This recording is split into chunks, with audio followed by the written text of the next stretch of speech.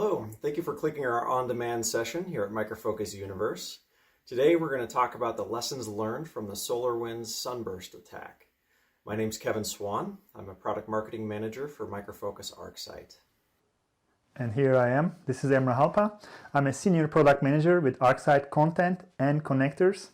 And yeah, it's a pleasure to see so many of you here. The SolarWinds. Now that the dust has settled, let's see what has happened. We're going to discuss some of the key takeaways from the SUNBURST attack, starting with what happened, some of the best practices and how that was important in uncovering all of this, behavior analytics, third-party software, and how important threat intelligence is. Emrah, would you like to start us off with what happened? Sure, thank you. So when it was, I guess, showing the timeline here, I guess we are now going back to that dreadful Sunday when we all woke up to that news that FireEye got breached. But not only that, it's almost like Houston, we have bad news times two. This time, the way FireEye got breached was the SolarWinds software being used, which they trusted, along with 18,000 other companies who trusted this network monitoring software. And the threat actor behind this actually was quite clever, and they implemented a Trojanized version of this update as late as far back as March 2020, which is giving us 9 months for that compromised software to touch all these, I guess, companies.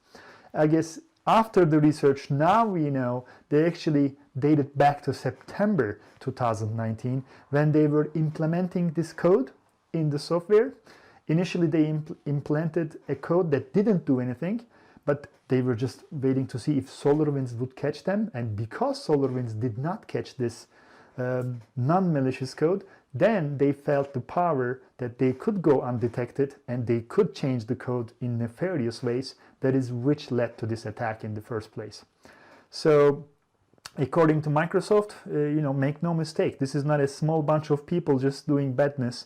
It is actually 1,000 very skilled attackers behind this, more than 1,000. So I guess after the fact, we also now know that as declared by White House, that 100 companies were hit by this attack.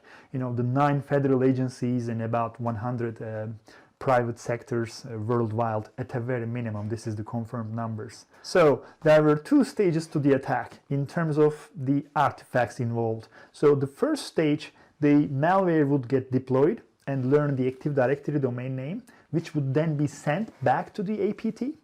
And then the APT would now make an informed decision. Is this an interesting company that I'd like to continue hacking into? If so, they would continue. If not, they would drop it. Then again, we don't know what they would do with the drop ones. That's just mystery. But assuming they continued, which was the main campaign, they would now start finding and searching for interesting data. In some cases, we are talking about encrypted service accounts, and we are talking, which was told to us by Mimecast, and they were saying the Office 365 accounts were being compromised, and SMTP authentication, POP3, other cloud and exchange web services were involved.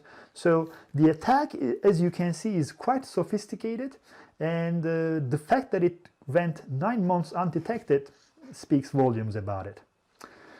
So Emrah, what would you say are some of the main takeaways, things that we can learn from this attack? I guess the biggest one is that the supply chain attacks are one of the most sophisticated attacks in our history of information security. They are very skillful, they are very evasive, they used to spend weeks, now they are spending actually years to implement these things. And much like in the past, APT41 or other various cyber criminal groups, they are taking their time to go low and slow under the radar. And as a result, I guess the biggest takeaway is that you're gonna get breached, you're gonna have to accept this fact, and you're gonna have to live with this fact. So that is the biggest takeaway that I got from this.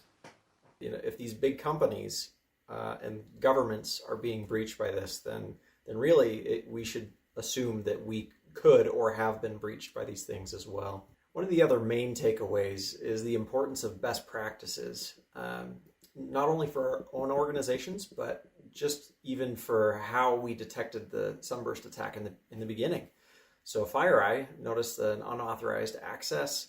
They followed up on it, and that's what led them down the rabbit hole to find the whole supply chain attack that obviously affected more than just them, FireEye. So, but these are things that we can implement in our own organizations. What to do when we get these alerts. It turns out there were multiple security vendors who detected portions of this attack. They could see these things and they were bubbling up, but they didn't necessarily have the significance to raise it all the way with the red flags and announcing to everyone, hey, there's this huge attack. But it's the best practices of, okay, we're seeing this thing going on. Let's follow up on it and do our due diligence and find out. You need to have constant vigilance, but also get those policies in place to make sure that you've got the best defense for your organization. So Kevin, what type of analytics do you think would be useful in detecting these types of attacks? So with this attack, I mean, obviously there was no one tool that was able to just catch this as it happened. It was a combination of efforts from a lot of people being very diligent about finding the source of these problems. So that unauthorized login, it was somebody who was logging in on a previously unknown device from an IP address in a suspect location. So there were a couple things that were odd about that, but those are things that can be picked up by behavioral analytics. And behavioral analytics are kind of nice for attacks like these in a couple ways. So they aren't detecting indicators of compromise. So it doesn't need to be known threats that they are looking for specific tags or markers. They're really just looking at behavior of whether it be employees or users on the network, or even devices like printers, servers and other things. So we are not necessarily looking at a specific malware or any indicator. We are looking at and learning the normal of our internal network.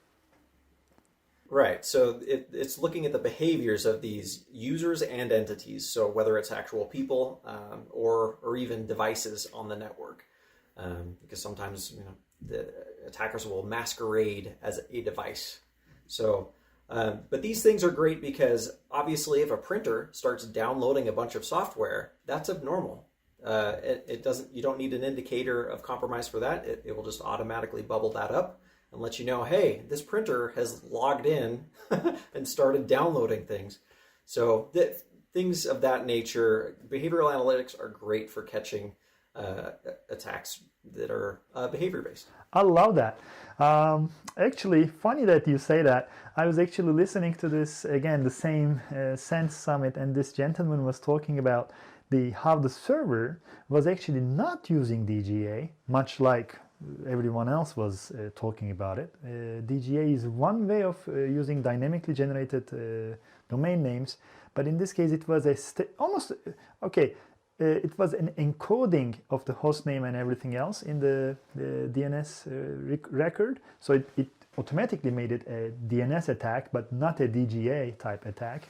Long story short, the server was actually using HTTP. So if your server is creating HTTP requests from internally to the outside, oh my God, that's a big no-no. So that was something I think this behavioral analytics would automatically find out, because normally your server receives the HTTP requests. It's not the one that is doing these requests in the first place. It's not the client. Thank you. Right. Awesome. So yeah, it's good for those things. Like I said, it's not going to be the end-all, be-all silver bullet to protect against supply chain attacks in the future, but it will definitely catch it will catch any abnormal behavior as long as you're collecting data from these users and entities. So one of the other main points and main takeaways from this supply chain attack is really how much trust that we put in third-party software. Obviously, the companies that were affected in these things are big company brand names that we all know on their flagship products. But how much do we trust that all these things coming into our organization have been properly vetted, that they have the proper security protocols? It's really just an eye-opener for us to be sure that we're aware of these things. And in the limited way that we can, we should try to influence these third-party software vendors to up their game with security. So whether that be through just requiring a baseline of security practices in your contract, if you're making them with these vendors, or periodic auditing of this software, whatever that may be. Obviously, you can't do this with every software, but like I said, it's one of those things where it's opened our eyes to how much are we trusting our third-party software. So we definitely need to go over the importance of threat intelligence in regards to these supply chain attacks, especially with this SUNBURST attack. So Emrah, do you want to talk us through why we need threat intelligence in our organization? Thank you for asking this question. Actually, this is one of my favorite topics. So I'll have to share my actually favorite slide here, the pyramid of pain, which shows almost like a pyramid. At the very top, we have the TTPs. At the bottom, or the closer you get to the bottom, you have probably easier ways to detect the badness in your network. However, it's also easier, unfortunately, for the bad guys to change these, let's say, hash values or IP addresses to stay undetected. That doesn't mean, though, oh, just by sharing IP addresses and hash values, I'm not going to catch the most sophisticated attacks. I don't think so. That's something that we have been told for a long time as the security practitioners. Oh yeah, we do need the TTPs. If you're not sharing the TTPs, which we cannot these days, as much as we want to with the threat intel solution, still those hash values, IP addresses, domain names, if delivered timely and if the good quality versions are provided to you, and if you're making good use cases out of them, I think you're in good hands. Allow me to share my screen here, where I will talk to you about my favorite public threat intel platform called MISP Circle, which anyone can create an account in and start utilizing in day one. So let's log in. And in this case, I'm logging into my free account in MISP Circle, Emrah Alpa. And this is just almost like a marketplace of all the badness in the world, and you can go pages and pages of content, and I'm not going to show you everything, but I'm going to type in the words SolarWinds here in order to search all those indicators of compromise regarding SolarWinds. I just did that anyway. The results are here. As you can see, I'm going, this is what the results came, a couple pages of information, which is fine. Yet, I'm going to make the screen a little bit bigger here so that we can look at the whole thing. Look at the dates here. I'm going to sort all these responses by date and look at all the SolarWinds related indicators of compromise and find out how many of them got sent to MISP Circle. In 2019 was the first occurrence. In 2019 April, 2019 June, some kind of vulnerability. As you can see, the dates were not consecutive. They almost didn't have any correlation between them.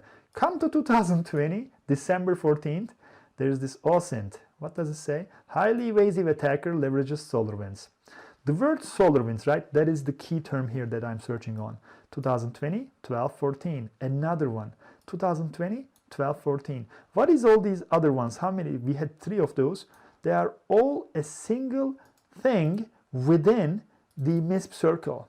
Now you can look at this specific event and find out who is saying what, which report, in this case virus total and detection ratio. What is the reason behind this event in the first place? What are all those hashes? So if you are consuming these things, for example, in this case, you're saying, well, if you're seeing the same name in the description 3 consecutive times, much like we just did in this case, 2020, December 14th, you can almost say, well, I don't normally see this back to back to back on the same day. Same subject being used in the name of the event within the MISP Circle. So you can be maybe 1 day behind on this, but you don't need to wait a couple of weeks or whatever, maybe waiting for your SOC analyst to come back from vacation to find out, oh my God, the world fell down back in December 14th. Now it's January, maybe I should do something about it. No, if you have the right solution, consuming this information in real time, you would be stopping this evasion this evasive attack in the first place, your machines could consume this information and make very good use out of it. So those are the main takeaways we got from researching the SUNBURST attack and things that we can apply in our own organizations. So we know that it's a very sneaky, pernicious attack, these supply chain attacks. And we know that best practices can help us. They helped detect this type of attack. Behavioral analytics can also detect portions of this attack as well. Third-party software, we can't be quite as trusting as we used to be. And threat intelligence is definitely important for defending our organization immediately after these things are discovered. Very well said, Kevin. I don't think I could add anything to it. If I had to pick my, I guess, biggest lesson learned from this, it would be still this supply chain can be used, someone that you trust can be used to Trojan their malware into your network, which automatically means that you almost have no control in this, which brings us to that bad or the honest and the brutal truth. You're gonna be breached, you're gonna have to live with this, and this is going to be the new normal. So we are here to help with any sharing our cyber resilience ideas, what we are learning from our security operations centers, from our customers and partners all over the world, and we are here to help you. Well, that's a good point, Emrah. And for everyone who's interested in this topic, please check us out at SecOps Unplugged on our YouTube channel. Once again, thanks for watching.